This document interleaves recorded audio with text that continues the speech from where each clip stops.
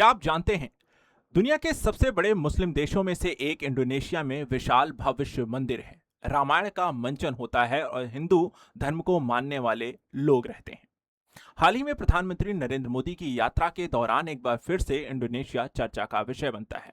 और चर्चा का विषय के साथ साथ एक सवाल यहाँ पर है। सवाल ये है कि क्या इंडोनेशिया में हिंदू धर्म है और क्या हिंदू धर्म वहां पर पहुंचा तो कैसे पहुंचा।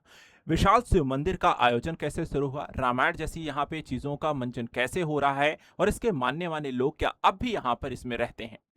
सवाल ये भी है कि यहाँ पर एक हिंदू धर्म को मानने वाला देश आखिर एक मुस्लिम देश कैसे बन जाता है। चलिए इस पूरे इतिहास, कहानी और घटनाक्रम और इससे जुड़े हुए रहस्यों को आसान भाषा में आप सभी को समझाने का प्रयास करेंगे।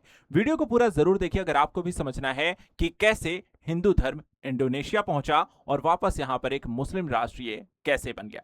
सबसे पहले अगर मैं आपको बताऊं कि ये चर्चा का विषय तब बनता है जब प्रधानमंत्री नरेंद्र मोदी जो होते हैं एक महत्वपूर्ण दौरे पर इंडोनेशिया की यात्रा पर जाते हैं और वहां पे प्राबनन मंदिर का दौरा करते हैं और पूजा अर्चना करते हैं। ये वही मंदिर है जहां पर शिव विराजमान है, उनसे संबंधित यहाँ पर एक विशाल भव्य शिव मंदिर है। और मंदिर के संरक्षण और पुनर्स्थापन को लेकर के यहाँ पर इंडोनेशिया की सरकार के साथ वो समझौता करते हैं कि हम यहाँ पर आपको भारत इंडोनेशिया मिलकर के साझा सभ्यतागत यहाँ पे संबंधों को मजबूत करने का प्रयास करेंगे। इसी के साथ देखा जाए तो ये मंदिर को लेकर के चर्चा शुरू होती है जो हजारों साल पुराना है। सबसे पहले आपको इसके बारे में डिटेल से बताने से पहले आपको एक मैप के माध्यम से थोड़ा सा बताने का प्रयास करता हूं। आखिर ये अगर आपको नहीं पता इंडोनेशिया कहाँ है तो ये देखिए एक मैप के माध्यम से समझिएगा। ये है आपका भारत, ठीक है। भारत के मैप को अगर आप देखेंगे तो हम यहाँ पर आपके भारतीय प्रधानमंत्री जो हैं जो गए हैं जिस देश में तो ये यहाँ पर है, ये ठीक है। ये भारत यहाँ पर आप देखें, ये रूट आपको सीधे पहुंचता है इस देश में। यहाँ पे जाकर्ता है, ये इंडोनेशिया है, ये पूरा का जो क्षेत्र आपको आता है ये आपको इंडोनेशिया है, ठीक है। और इस इंडोनेशिया में यहाँ पर आपको ये वाला जो द्वीप आप यहाँ पे देख रहे हैं ये आपको जावा है, ये जावा सी यहाँ पर है, ये जावा द्वीप है। और इसी जावा द्वीप में यहाँ पर देखा जाए तो शिव मंदिर आपको स्थित है, ठीक है। ये आपको देखा जाए ये स्थिति है कुछ इस तरीके से। आप यहाँ पर मैप को अगर थोड़ा सा मैं और जूम आउट यहाँ पे कर देता हूँ तो आप इसे यहाँ पर और बेहतर ढंग से देख सकते हैं। ये जावा शी है, ये जावा यहाँ पर आप देख सकते हैं, ये आपका द्वीप है। और इसी पर यहाँ पर देखा जाए तो एक विशाल शिव मंदिर है। और भारतीय जो प्रधानमंत्री हैं वो हाल ही में यहाँ पर आपको दौरे पर आए हैं। और यहाँ पर अगर आप देखें एक समझौता बहुत ही क्रिटिकल हुआ है। सेवांग यहाँ पर एक क्षेत्र है जिसको लेकर के समझौता हुआ कि यहाँ पर भारतीय के विशाल यहाँ पर आपको बंदरगाह का भी निर्माण करेगा, तो उसके बारे में फिर किसी वीडियो में यहाँ पर डिस्कस करेंगे। लेकिन फिलहाल अगर हम देखें तो इस द्वीप को लेकर के जो चर्चा हो रही है, इस देश को लेकर के जो चर्चा हो रही है वो मंदिर और घटनाक्रम से आपको जुड़ी हुई है। तो चलिए वापस आते हैं उसी घटनाक्रम को लेकर के और समझने का प्रयास करते हैं इस देश में इतना विशाल शिव मंदिर इतनी दूर यहाँ पर कैसे पहुंचा है। तो घटनाक्रम यहाँ पे देखिए कि क्या क्या इंडोनेशिया कभी एक हिंदू देश था। इस कहानी की जो शुरुआत है तो 5 से 15वीं शताब्दी के बीच की है। 5 से 15वीं शताब्दी तक इंडोनेशिया के बड़े हिस्से पर हिंदू और बौद्ध राजवंशों का शासन था। यानी कि 15वीं सदी तक यहाँ पर हिंदू हुआ करते थे और बौद्ध धर्म संस्कृति को मानने वाले लोग हुआ करते थे। और कई सारे यहाँ पर मुख्य हिंदू और बौद्ध साम्राज्य जो थे वो आपको इंडोनेशिया के इस देश में यहाँ पर द्वीपों पर राज करते थे। इसमें आपको देखा है तो कुताई है, तारू मनगरा है, मातरम है, केदरी हैं, सिंगसारी हैं, मजापहित हैं। ये सभी की सभी यहाँ पर देखा जाए तो भारतीय संस्कृति, संस्कृत भाषा और हिंदू धर्म को अपनाने वाले आपको राजवंश थे जो कि यहाँ पर इंडोनेशिया में शासन करते थे। इसके बाद देखा जाए तो हिंदू धर्म इंडोनेशिया में पहुंचा कैसे, इसकी इतिहास की जो कहानी हमें बताती है वो कुछ इस तरीके से है। कहते हैं कि आपको हिंदू धर्म का जो इंडोनेशिया पहुंचने का कारण था, इतिहासकारों के अनुसार वो व्यापार और समुद्री मार्ग था।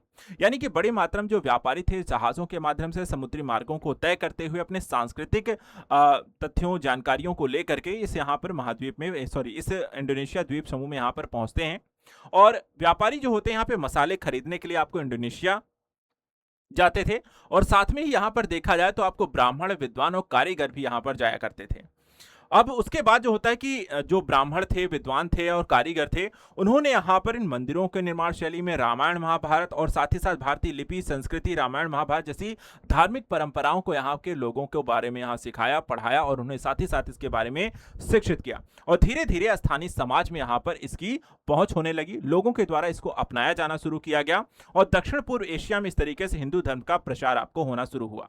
धीरे धीरे देखा जाए तो व्यापार, उसके बाद आगे चल करके फिर विवाह संबंध स्थापित होने शुरू हुए, फिर सांस्कृतिक संपर्क बढ़ने लगा और स्थानीय राजाओं के द्वारा स्वैच्छिक रूप से इसे स्वीकार करके, संरक्षण दे करके इसका प्रचार प्रसार करने से यहाँ पर देखा जाए तो इंडोनेशिया में हिंदू धर्म का प्रसार होता है और उसको मानने वाले लोग यहाँ पर बड़ी संख्या में होते हैं।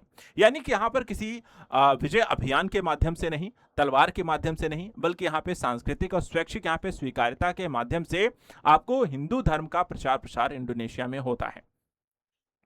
इसके बाद अगर हम देखें यहाँ पर जिस मंदिर की यहाँ पर बात हो रही है वो 1170 साल पुराना है। दुनिया के सबसे बड़े हिंदू परिसर की कहानी है ये 9वीं शताब्दी में लगभग देखा जाए तो 850 ईस्वी में यहाँ पे बनाया गया। यह स्थान जावा द्वीप इंडोनेशिया में यहाँ पर बना हुआ है। यूनेस्को के द्वारा इसे विश्व धरोहर स्थल में भी शामिल किया गया है और इंडोनेशिया का सबसे बड़ा हिंदू मंदिर परिसर है। यह लगभग 240 मंदिरों का समूह है। जो सबसे ऊंचा इसमें आपको मंदिर है वो भगवान शिव को यहाँ पर समर्पित है, जो कि 47 मीटर आपको ऊंचा है। यह आंकड़ा लगभग 850 ईस्वी के लगभग का है, तक की यहाँ पर अवधि पर आपको आधारित है। इसके बाद अगर हम देखें यहाँ पर तो क्या यहाँ केवल शिव मंदिर है, तो ऐसा भी नहीं, क्योंकि 240 मंदिरों का समूह है। यहाँ पर अगर हम देखें तो भगवान शिव के साथ साथ भगवान विष्णु और भगवान ब्रह्मा का भी मंदिर आपको इसमें है। और इनकी दीवारों पर अगर हम देखें तो इस तरीके से यहाँ पर आपको रामायण की जो कहानियां हैं जो उसको भी यहाँ पे चित्रित किया गया है।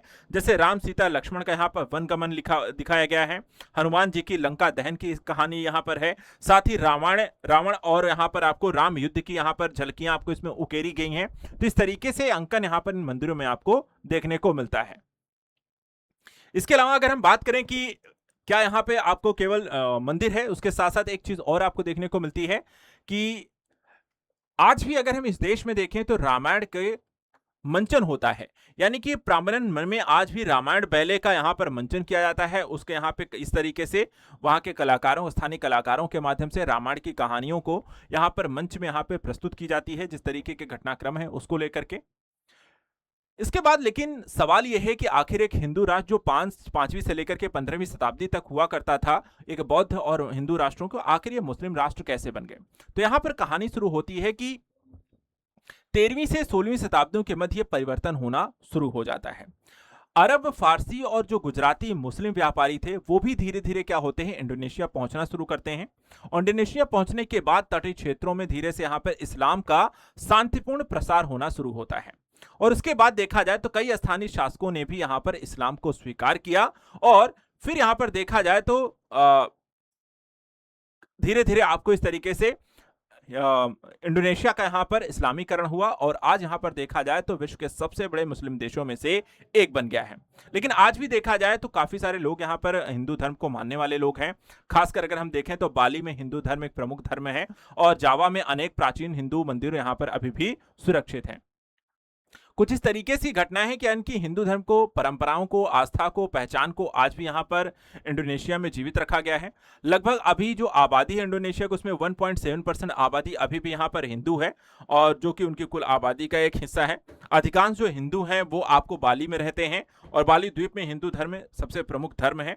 और हिंदू धर्म को आधिकारिक जो मान्यता यहाँ पर देखा जाए इंडोनेशिया के 6 आधिकारिक धर्मों में यहाँ पे शामिल किया गया है। 6 आधिकारिक धर्म हिंदू इंडोनेशिया के जो हैं वो इस्लाम, ईसाई, हिंदू, बौद्ध, कन्फ्यूशियस और आपको ताओ धर्म है। तो इन 6 धर्मों में से एक देखा है तो इंडोनेशिया भी एक प्रमुख हिंदू धर्म वाला यहाँ पर आपको राष्ट्र जो कि आधिकारिक तौर पर उसकी मान्यता देता है। तो आई होप आपको समझ में आया होगा कि इंडोनेशिया जो कभी यहाँ पर आपको 5 से 15वीं शताब्दी तक एक हिंदू राष्ट्र हुआ करता था वो आज एक मुस्लिम राष्ट्र कैसे बना और वहां पर एक शिव मंदिर का निर्माण कैसे हुआ और रामायण की कहानी वहां पर कैसे पहुंची। फिलहाल आज के लिए इतना ही। ऐसे इंपॉर्टेंट यहाँ पे घटनाक्रमों, इतिहास की जानकारी को लेकर के, करंट एस्पेक्ट को समझने के लिए चैनल को सब्सक्राइब करके रखें। Thank you so much and good luck.